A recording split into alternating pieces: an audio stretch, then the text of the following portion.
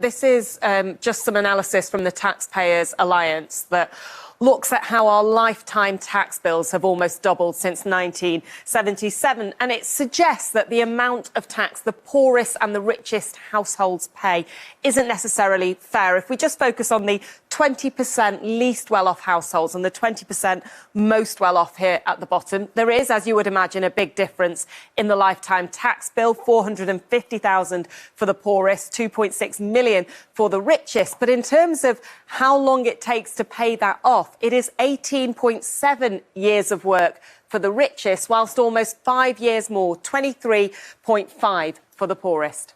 Robert. Anushka, so Simon, we've had Conservative Prime Ministers since 2010, and we've got the worst, highest tax burden since 1977. That's humiliating, isn't it, for a Conservative Treasury Chief Secretary?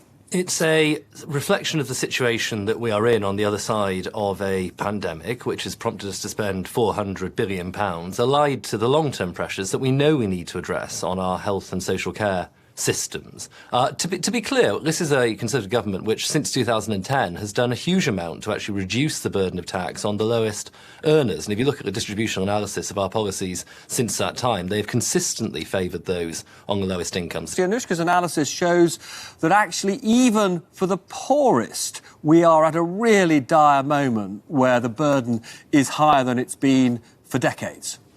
Well, that's precisely one of the considerations, obviously, that we take into account. And that's why, for example, the 6 million lowest earners are excluded entirely from the impact of the new health and social care levy. We are in a situation where we are dealing with hugely high levels of debt, and there was very little choice about having to take most of that debt on. We are acutely vulnerable to a rise in interest rates. A 1% rise would roughly cost us £23 billion a year. That's getting on for the Home Office budget. And we have to be acutely aware of the fact that all the signs are that the cost of borrowing is already rising and could rise yet more if the markets lose confidence in our ability to manage this level of debt. So what we've done to address the COVID backlog, and we have no choice but to do this, waiting lists are at 6 million, and they will rise further as people who didn't come forward for treatment do gradually filter through the system over the course of the next couple of years. If we don't take action to provide the funding, and we'll have a healthcare crisis, and if we don't fund it through responsible taxation, then we will have a borrowing and debt crisis.